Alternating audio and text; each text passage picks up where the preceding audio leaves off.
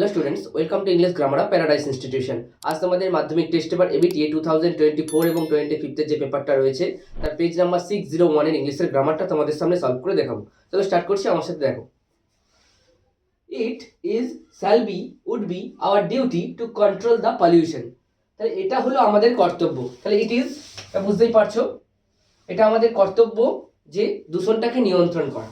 Pollution affected is affecting the world. পৃথিবীর ক্ষতি করে পলিউশন, মানে দূষণ পৃথিবীর ক্ষতি করে। তাহলে বুঝতেই পারছো এটা প্রেজেন্ট ইনডিফিনাইট টেন্সে রয়েছে, তাই অ্যাফেক্টস হচ্ছে, তাই তো। এখানে অপশনটা তোমাদের কিন্তু এস ছিল না, এসটা কিন্তু তোমাদের দিতে হবে কারণ এটা থার্ড পারসন সিঙ্গুলার নাম্বার, তার ভার্বের সঙ্গে এস হয়েছে। ওকে, নেক্সট দেখো।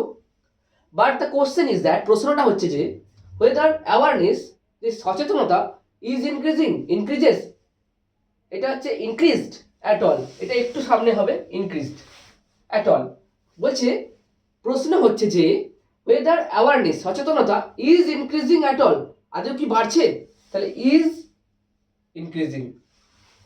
ওকে, এটা প্রেজেন্ট কন্টিনিউয়াস টেন্সে, এখন কি বাড়ছে সচেতনতাটা, তাই এটা বোঝানো হয়েছে, বুঝলে।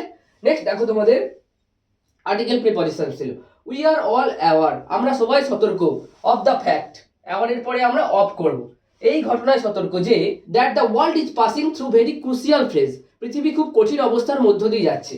People have lost their mental peace, মানুষ তাদের মানসিক শান্তি হারিয়েছে। বাট দে আর এগার টু রেস্টোর ইট, কিন্তু তারা ইচ্ছুক এটাকে সঞ্চয় করে রাখতে বা আবার পুনরায় রাখতে, অ্যাট এনি কস্ট, যে কোনো মূল্যে। ক্লিয়ার হলো? নেক্সট দেখো, the boy laughs at the dwarf, do as ডাইরেক্টে চেঞ্জ দ্য ভয়েস ছিল। দেখতেই পাচ্ছ তোমরা, দ্য ডোয়ারটা এখানে হচ্ছে অবজেক্ট, তাহলে দ্য ডোয়ার দিয়ে শুরু করব।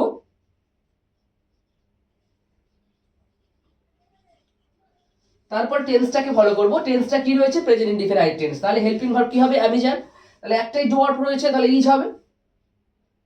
তারপরে ভার্বের থার্ড ফর্ম ইউজ করব, একটা বসিয়ে দেব কার দ্বারা? ছেলেটির দ্বারা, তাহলে বাই দ্য বয়, বাই দিয়ে সাবজেক্টটা বসাবো। ক্লিয়ার হলো? তাহলে কি হলো? The dwarf is laughed at by the boy. Okay, মানে এই বামনের ওপরে হাসা হয় ছেলেটির দ্বারা, মানে ছেলেটি বামনের ওপরে হাসে। ক্লিয়ার হলো? নেক্সট দেখো, the soldier arrived, the enemy fled away, soldier পৌঁছেছিল এবং এনিমি পালিয়ে গিয়েছিল, শত্রু পালিয়ে গিয়েছিল। সিম্পল সেন্টেন্সে করতে হবে, মানে একটাই ফাইনাইট ভার্ব। এরকম ধরনের থাকলে আমাকে নমিনেটিভ অ্যাবসলিউট ইউজ করতে হবে। তার ব্যবহারটা কি লক্ষ্য করো, দেখো, দ্য সোলজার, তারপরে হ্যাভিং বসাতে হবে, তারপরে ভার্বের থার্ড ফর্ম ইউজ করতে হবে। দ্য সোলজার হ্যাভিং অ্যারাইভড, কমাটা মাস্ট দিতেই হবে। তারপরে লিখবো সেকেন্ড সেন্টেন্সটা, দ্য এনিমি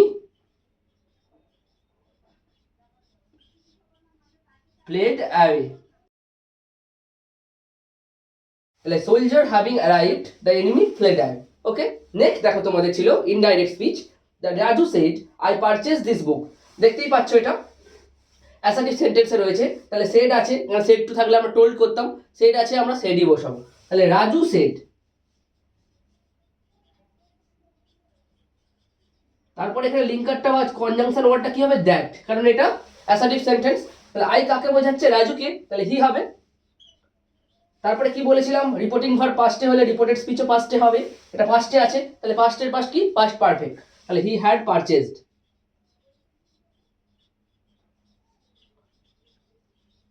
আর দিস থাকলে কি হয়? Those books. ওকে, তাহলে কি হলো?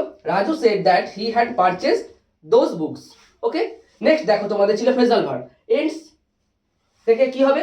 ব্রেক আপ, তাহলে এখানে এস আছে, তাহলে ব্রেকস আপ।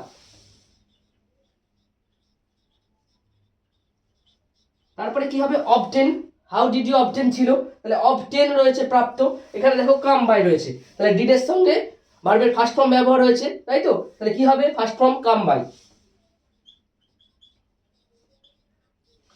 নেক্সট কি হবে? অ্যাবলিশ, বিলুপ্ত করা, কি হবে এখানে? Give up. দেখো এটা প্রেজেন্টে রয়েছে শুড, অ্যাবলিশ ছিল, তাহলে কি হবে? Give up.